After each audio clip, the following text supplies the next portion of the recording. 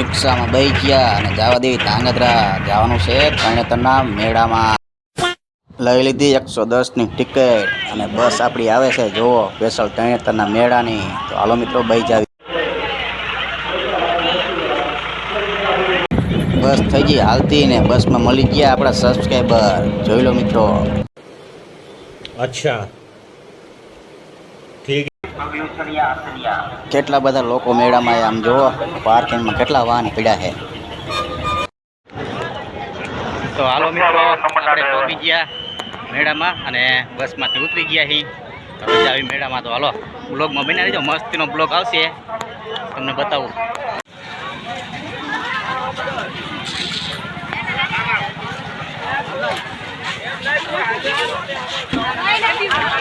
જોવો મિત્રો કેટલું પબ્લિક જાય.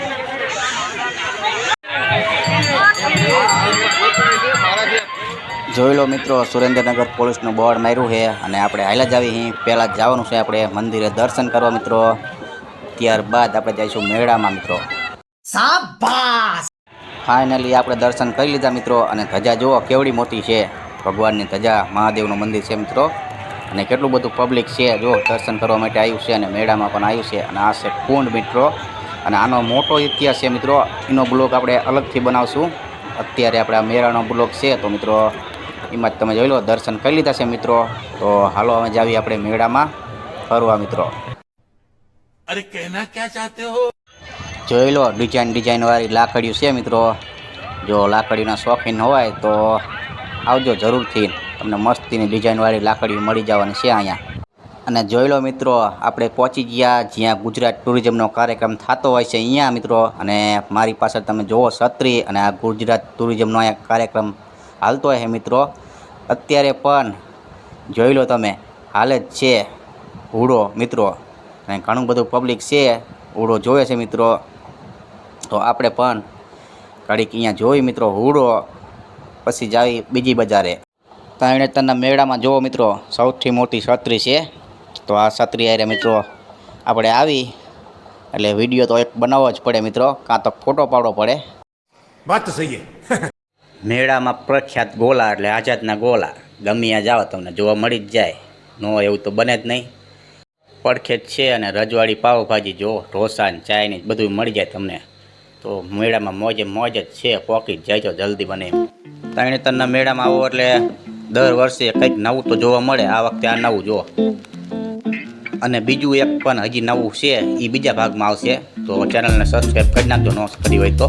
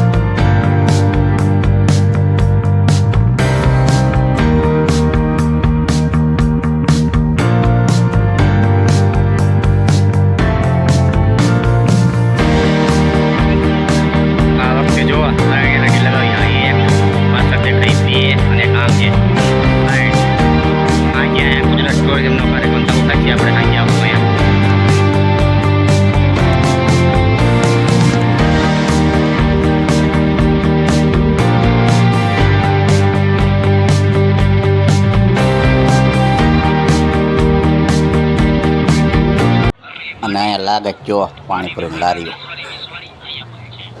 છે ને, લાગે છે નકરી પાણીપુરીની લારી છે બધી અહીંયા એટલામાં. તમને બતાવું કેટલા અન્ન ક્ષેત્ર છે બધાય. તો બ્લોગ જોતા રહેજો. બધા અન્ન ક્ષેત્ર છે એને તેના મેળામાં બધા તમને બતાવું.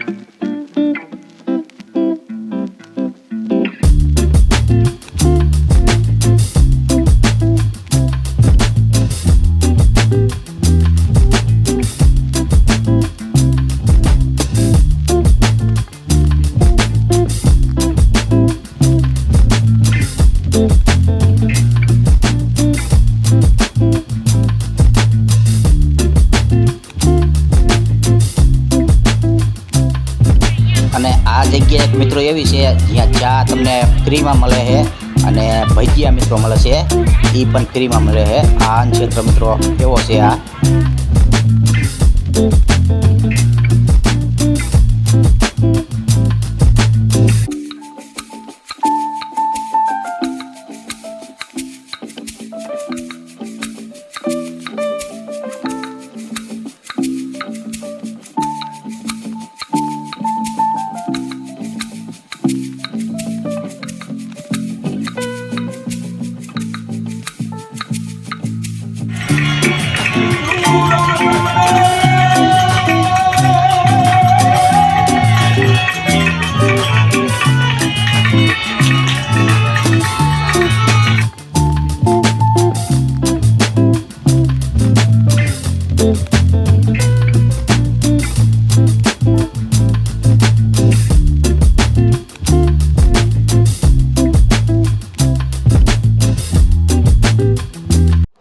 તો લગભગ તો બધા અન્ન ક્ષેત્ર આવી જ ગયા છે મિત્રો. બ્લોગમાં કદાચ એક બે રહી ગયા હોય તો તમને ખબર હોય તો કોમેન્ટ કરજો. અને બે પાણીના પરબ છે એ પણ બતાવો હાલો મિત્રો. મેળામાં લાખો લોકો આવતા હોય એમના માટે મિત્રો ખાલી પાણી પાવું તો એ પણ એક મોટી વાત કહેવાય મિત્રો. એવા બે પાણીના પરબ છે મિત્રો. અને ઘણા બધા અન્ન ક્ષેત્ર છે મિત્રો. તો આ બધા મિત્રો સેવા કરતા એમનો આપણે આભાર માનવો જોઈએ કે મેળામાં પણ આપણને આવી સેવા મળે છે મિત્રો. તો હાલો મિત્રો હવે આપણે જાવી છીએ પશુ પ્રદર્શન જોવા. તો બ્લોગમાં બન્યા રહેજો. અલગ અલગ કેટલી બધી ગાયો અને ભેંસો બધી આવેલી છે મિત્રો. તો તમને બતાવું કેવી છે.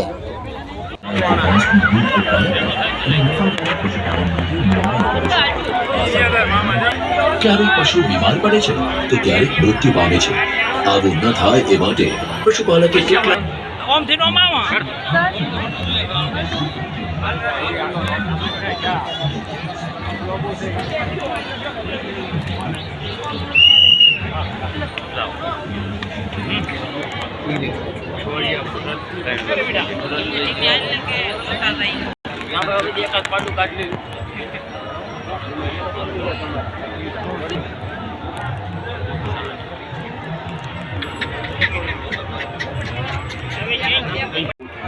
પશુઓને મળી રહ્યું છે રક્ષણ, જેના કારણે પશુ મૃત્યુનું પ્રમાણ ઘટ્યું છે અને વધ્યું છે પશુઓની ઉત્પાદકતા. પશુઓનું રસીકરણ. જોઈ મિત્રો તમે ગાયું ને હવે ભેંસું બતાવો હાલો મિત્રો. એ પણ ઘણી બધી એવી છે નવી નવી.